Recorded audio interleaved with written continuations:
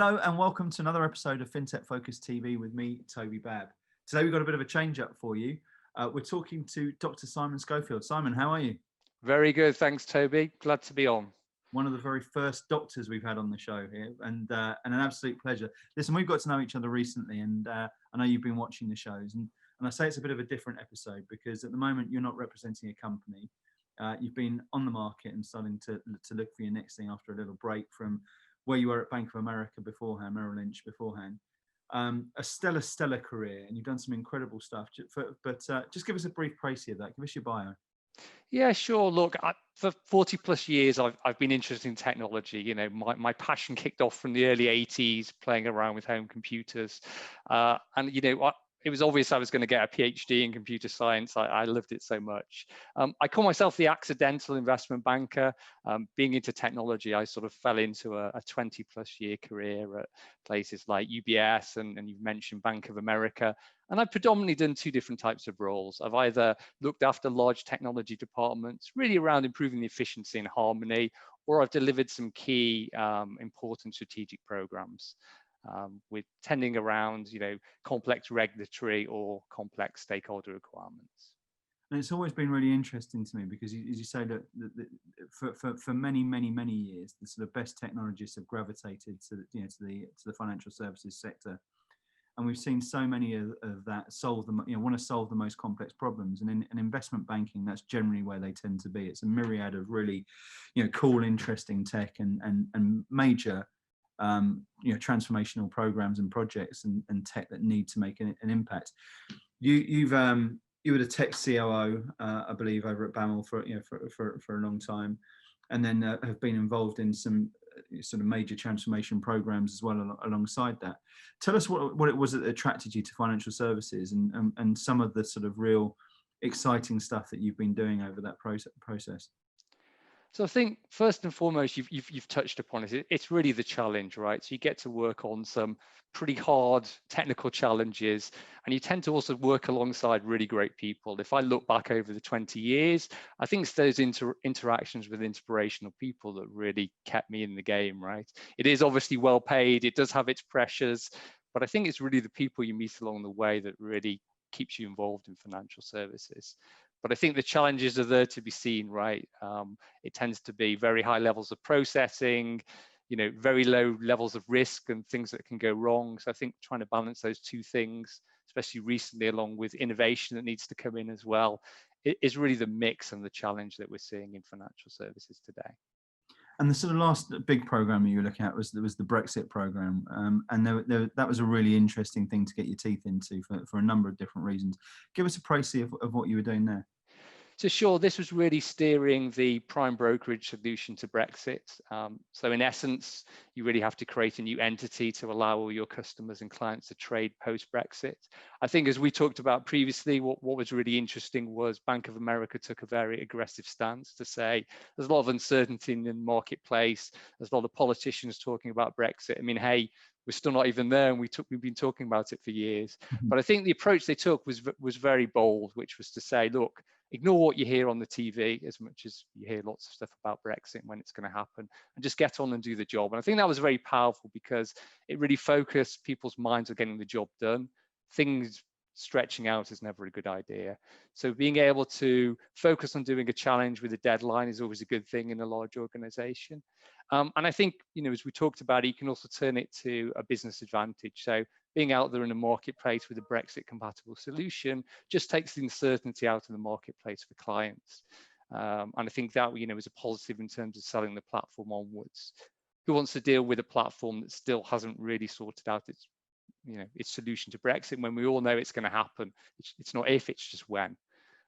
So I think if you can look at the positives in compliance and regulatory change, that's how you really, can make turn a big investment into something that's positive, not just something that's going to tick a box for a regulator or is going to enable you to carry on being in business. So this is really interesting for me because that sort of 20-year career that you're talking about within the industry will have seen a change in how IT's seen. And what you're talking about there is a C-level executive driving positive change and seeing IT as a business winning tool. as opposed to a cost center. When you first went into technology in investment banking, I'm almost certain it would have been seen as a cost at board level, right? And of course, it still remains so. But have you seen an evolution in how IT is seen in investment banks over that 20-year period? I think so. As you say, CIOs and CTOs tend to have a seat at the table now, right? I think most businesses realize they're a software business.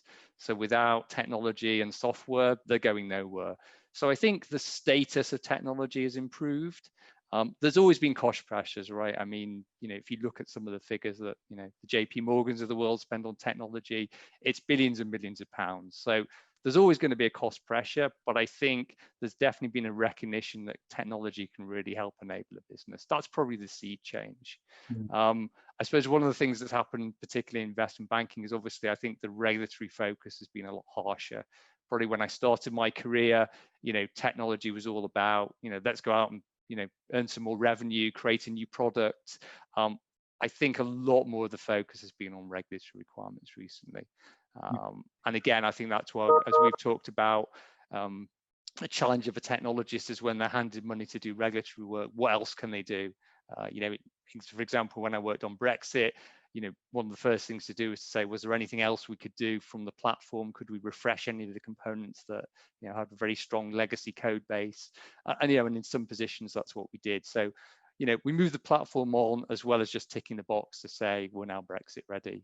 I think if you don't adopt that mindset, especially in investment banking, you'll find you're only going to get money to do regulatory projects. You're just going to build up technical debt. It's the old classic, how do you change the engine while the aircraft's still flying? So it's an art, but I think it's something you need to do to really gain a real value out of an investment. You've gained incredible experience and across a whole range of tech and programs and different issues that affect it. And what we've seen recently is a lot of people who've come from your sort of background being able to use that and add value to other areas. So look, your career can go down multiple different channels at the moment.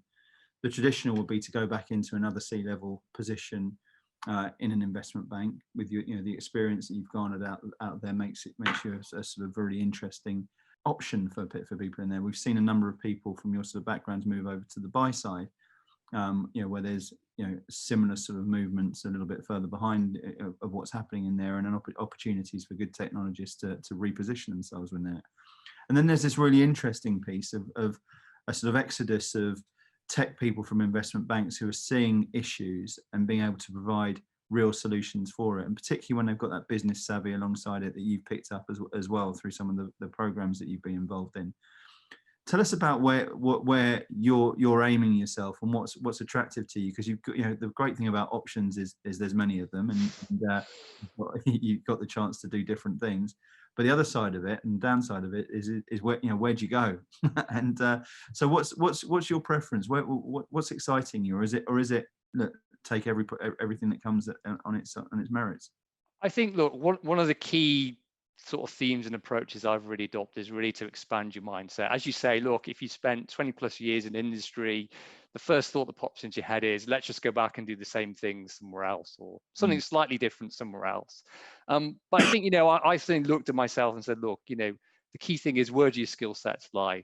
So for me, it's working with technology, it's working with organizations, and it's making things happen. So, I've really broadened my horizon. So I've been talking to a lot of fintechs. I've been talking to a lot of other financial services like asset management. I think when you have a good, skill set, you really should be broadening your horizons and looking in those areas. So I've widened my viewpoint to say, look, software firms, fintechs, asset managers, these are all organizations, as you say, are looking for a similar skill set. You should consider how you could add value there. Where do you think your value really lies? What can you bring to these companies? So I think, I've seen a lot of technology departments and technology projects.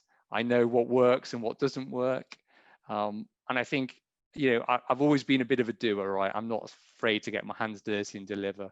So, that's what I think I can bring, which is, delivering technology, making technology departments work better, and really making sure that technology meets a business need. That's such an important aspect, isn't it? Because there's a lot of in some technologists who really want to just do what they want it to do and over engineer things. And I think what you've highlighted there is to do what the business needs technology to do. And those sort of what I think this screamed out of me with you all the way through is there's someone here who's looking at the problem and looking to understand the problem from the business and provide real advantage and add that value to the business from it. So it's not there for tech's sake. It's there to say, look, let's have a look at the complex business problems and provide technological advantage to your users effectively with it. Is that how you see it as well? Yeah, look, it's very much that trusted advisor position, right? I think you have to build that trust and relationship with the front office, but you also have to serve technology as well, right? It's not an easy role, particularly around large organizations. They have a fair collection of legacy technology and platforms, which makes being more nimble and dynamic a little bit more challenging. But I think you're right, automate technology for technology's sake never works.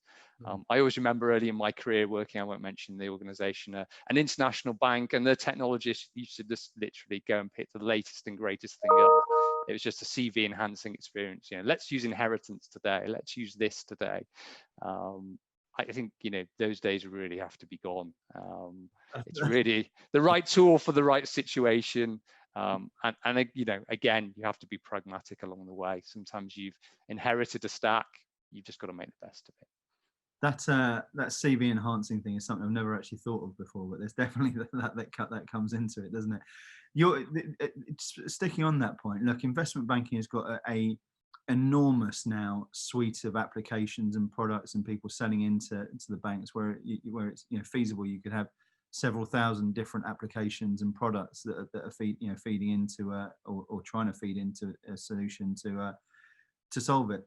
That sort of compatibility and interoperability is something that's becoming more and more of a conversation that I'm having with business leaders every single day in it. How do you, from your side, from having been on the other side of the fence there of the consumer of this sort of technology, how do you work out when enough's enough and what technology to actually accept and look to press through procurement from there? Isn't that the whole classic, standards are great, there's so many to choose from. Yeah. Look, I think you've got to be pragmatic when you work in big organizations.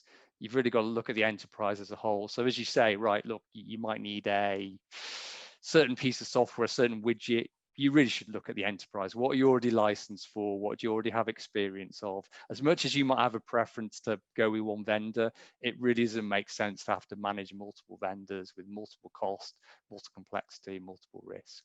So, I think you really do have to control your innovation itch in terms of bringing new technology on. But that's not to say you should ignore innovation. I think you've got to have that balance. So not go too mad that you just pick the latest and greatest and just go with it. Really see, is there a real value for using this particular widget, and force yourself to actually decommission old stuff. That's probably the hardest thing in investment banking. We all like the new stuff. We all get excited. We're happy to spend our time. But poor old legacy stack just sits there groaning, getting older and grayer. And again, it's really that balance. If you're going to bring new stuff on, what are you taking out of the system and the setup? And how do you do that as well? It seems to be one of the major things, because legacy technology stays there because it's so important, and there's so much fear about removing it and what the implications may be if it doesn't work. And that's always seems to me to be the big sort of challenge of the vendor, to say, look, you might have better, quicker, slicker, less expensive systems that can do a better job than a legacy, but the legacy is trundle on because it's so dangerous to remove it and costly at the same sort of stage. So I'm always fascinated about how people make that case to finally say when's enough enough, and when does the business case become powerful enough to make take that pain to get the gain. And I think you've hit upon the key point there. The cost is really an important lens. Cost and probably time to change, right? So I know I've worked on many cost exercises with investment banking. There is surprisingly still, good savings that can be made. And I think it's really important when you're looking at change to look at the cost effectiveness of any platform. Just because you have a mainframe process chugging away, if it's rock solid, does what you need, and is cost effective, you'd be crazy as a first choice to start ripping it out, right? There's plenty of other opportunities. I mean, the only counteraction to that point would be, obviously, if you're looking to re-engineer your whole core, to have a whole different cost profile and a whole different risk level. There's so many factors at play. I mean, sometimes it's even just availability of technologists in the market. I know I've worked on some components where literally it's very difficult to get hold of the technology skill set. And that's really, even though the platform is relatively solid, it's relatively cost effective, you just have to look at the risk of, have I got people on the ground that can change this component? If I haven't, it's probably is a pretty good candidate to start thinking, how can I, bring this into the modern day technology century and get going with it. Yeah, absolutely. Look, the other thing I'm really interested in, and just as impressive as your sort of technology background and your career CV to date, is your attitude and approach to it. You've been incredibly positive. You're looking at the next stage of your career in a very difficult time to do it, with the pandemic and everything that's going on, economically, around the sector which we're talking about. But alongside it, there's massive opportunities, and you're taking this as a great adventure and an exciting opportunity to really launch the next phase of your career. And you've completely sort of adopted a sort of say yes mentality to things, and it's created some great journeys, some great connections, and opened your mind to a lot of stuff. Give us a little bit about that journey, because I loved hearing about this when we spoke last time. Yeah, look, naturally, I'd probably say I was slightly introvert, reserved. I mean, I think we joked about it. If I, 3 years ago went to an event, I'd just sit in the corner with a drink, talking to people I knew and just soaking it up. I've changed my philosophy. I realized I've sort of missed out on a lot of opportunities. I mean, there's a famous Roman saying that's saying, luck is sort of the intersection of preparation and opportunity. And I think if you close your mindset down, you don't open yourself up to new opportunities, that's where you're going to lose out. So, part of my philosophy has been to really expand my network. And I know networking has sort of a dirty connotation, but I don't think it does in its truest sense. If you enjoy making new connections and talking to people and helping people, then you're a networker. So I've had this philosophy, and when we talked about it again on a previous occasion, is I now say 95% of times I say yes to things, whereas probably I would have said yes to 5% of things. So it's a bit of a different mind shift, but I have to say I wouldn't change it for the world. As you say, I've met loads of great companies. I've looked at different technologies and different processes, and I've made some great new relationships. And I think for the job seeker in the current climate, it's really good to be able to say, even though I may not have found a new role, I've still expanded my network. I've still learned something new. I still feel I'm making progress, even if I haven't landed the new role today. And I think, that's a really helpful mindset to have, to say, as long as you're improving and learning and making connections, then you're doing a great job, right? I absolutely agree with that. Absolutely agree with that. And it's interesting for me because look, you're an academic. You've got a first class degree at Manchester. You went on and did your PhD after that. And it's lifelong learning, isn't it? It's that sort of ability to do this. This is a completely different phase of learning. But I imagine the stuff you've picked up over the last few months has been invaluable, to your depth of knowledge and your experience and seeing what's out there. If you can pick 2 or 3 of the key sort of learns that you've had over that period and what you have developed and found out, what would that come into? So look, I agree with you. I've taken this, transition phase, as you might call it, as an opportunity to learn. So, I've looked at loads of things. I've looked at a lot more into cloud. So I think, working in investment banking, cloud was always on on the edges probably 5 years ago. I think now you realize that any business that seriously isn't considering adopting cloud is really missing out on the trick. I think, looking at the breadth of some of the providers in terms of the services, but also the quality and the reliability, any organization that wants to compete with that is going to have some financial muscle. So I think unless you have a really good reason to say no to cloud, that's probably one of the learnings that I've come to, that you should think cloud first and only really build it out yourself if you have really strict requirements that can't be met by the current vendors. But the current vendors are brilliant at this. I mean, if you've got a regulatory issue or compliance, they're on top of it. They have far more people, far more thought process in it than any enterprise is going to do, even a big enterprise at scale. Yeah. So I'd say, learning about cloud has been very useful. I'd also think, looking at some of the approaches from some of the smaller firms has also been interesting. So looking at some startups and scale-ups, particularly around the AI space, has been very interesting. Really just to see a different process about how smaller firms, bring products to market has also been interesting. Lots of different processes and thought patterns that you don't get exposure to at a big enterprise. So I think, my advice to many job seekers would be, look, use this time wisely. When you look back at it, you'll realize it was a great opportunity. Although at the time, everybody thinks they want to find their next role, this is actually a sort of present you really should, take advantage of. Yeah, that's so important. And I was speaking to someone yesterday on the show, and again, it was that sort of attitude to take these. I love positivity. I love a positive attitude. I love solution finders rather than problem solvers. And his was exactly the same. It's like, right, when we went into this, we said we're going to come out of this better. And he said we're going to look to revolutionize the business. We're going to be stronger from it, and we're going to take this as an opportunity. And Churchill's never waste a crisis has been overused, I know, during this this pandemic, but it's absolutely the case, and that's what I think is so great about what you're saying there is this is an opportunity to look at new things and look in enterprise firms. You're quite often sat there shielded from some of the real innovation that's out there, and I want to touch on that because you mentioned their cloud, and it's been a sort of constant source of interest for me because it was very early on in my career. Early 2000s that cloud sort of really started to pop up, and it was at that sort of stage this is going to take off. This is a no-brainer. This is where everything goes, and it's taken 15 plus years for it really to be adopted, and this probably for it to really to be truly adopted in the financial services sector, which is way behind everywhere else in its adoption of cloud. And I understand there's regulation and security fears and all that sort of stuff, but this, if anything, has proven how unfounded some of that was. Why has it been so difficult for cloud to be fully embraced and adopted in the investment banking world?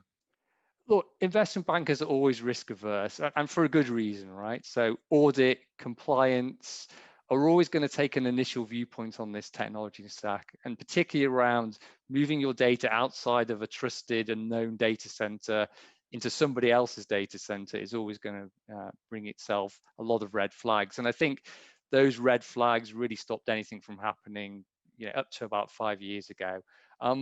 I think people have been persuaded because they've seen other firms adopt it and not have issues.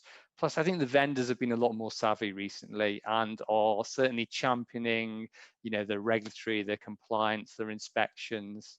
So I think it's sort of been those two forces at play that have really brought, cloud into the offing. Look, investment bankers, once they see, one institution has adopted it and, has gained competitive advantage, are always going to look at it.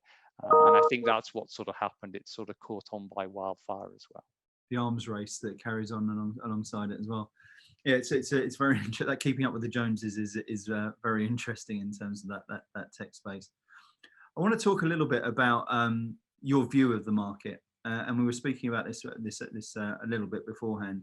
So, anecdotally from my side, we've seen a continued improvement in job flow and people's confidence to hire. And actually, I think if you told me back in March that your customers wouldn't be back in the office for the next 6-7 months, I'd been really concerned about people's ability to take people on. But the tech space has been very robust in being able to hire all the way through it. We've had some very good performance, and from July onwards, we've seen job levels sort of return to not far off pre-pandemic levels, and I see that continuing to evolve at the moment. And I think you're seeing a sort of similar appetite come back after people have frozen, taken stock, seeing what's happening, and recognise this isn't going away for a while. Where the government set out 6 months worth of of planning on this, etc., etc. So people are saying that the show goes on, and we've got to be able to respond to that and take advantage and make sure we're commercially in a strong position from it. If you're to get your sort of crystal ball out and have a look at what's to come, have a look at the future of financial technology, and have a look at what you see as great opportunities in the marketplace, which I know is about 3 questions thrown into one for you. But tell us a little bit about what you see coming up. Turn profit for us, Simon. Yeah, sure. Look, as you say, the jobs market really got a big shock, right? And I think in terms of a big shock, everybody just pulled the reins in and was risk averse, right? So unless you were a very small player that had a very urgent need, sometimes you're a startup who had a certain runway, you didn't really have a choice about whether you had or not, or you were the big vendor like AWS, you were the only players hiring. But I think, as you've said, your experience probably mirrors mine. A lot more middle and large size enterprises, I think, are starting to come back into the recruiting market. That pent up demand for particular skill sets is always going to feed through eventually.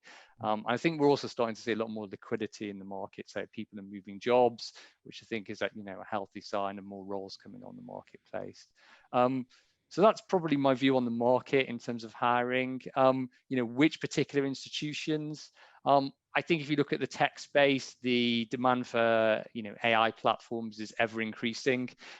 There is plenty of opportunity in that area in terms of startups and scale ups. I think lots of organizations are looking at AI solutions. That's one particular area. I think in the more traditional financial services space, I think if you look at asset management, it's probably one area that's probably a little behind some of the advancements in some of the areas like investment banking. So I see a lot of consolidation and other technology product adoptions that could really make a big difference there. So again, I'm seeing opportunities in that space as well. So we've heard about a number of different areas where you can add value, both sell side, buy side, established institution through to disruptive innovator, and being able to be that sort of add that sort of structure and career that you've had to it so far. In terms of the sort of tech side that you can add to it, where do your skills lie there, Simon? So I think what I've always enjoyed about having a tech background is very hard to pull the wool over my eyes. So again, when you become senior management or a delivery person, it's being able to connect at the lowest level to understand where the challenge is, where the issue is. I think I would hate to be in a technology delivery role without a technology background. So I think it's having that tech savvy and that basic understanding of how technology works. You might not know every product, you might not know every platform. I mean, it's almost impossible these days, there's so many.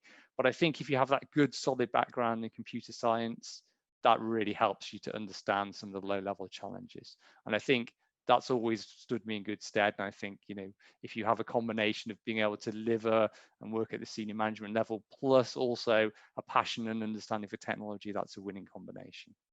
And what about yourself as a leader? Because there's a tech background there, which sometimes is missing from leaders in the space.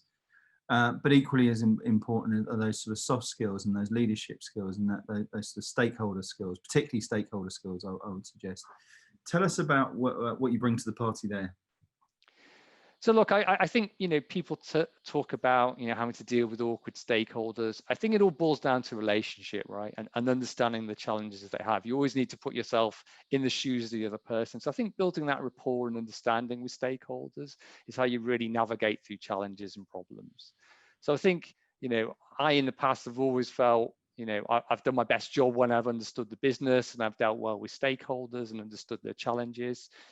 that's what, I think a skill set you really need to have, that appreciation, being able to get stuck in and understand their problems, and really then go away and sort out, plan, organize, and make the tech side of it match up so there's success.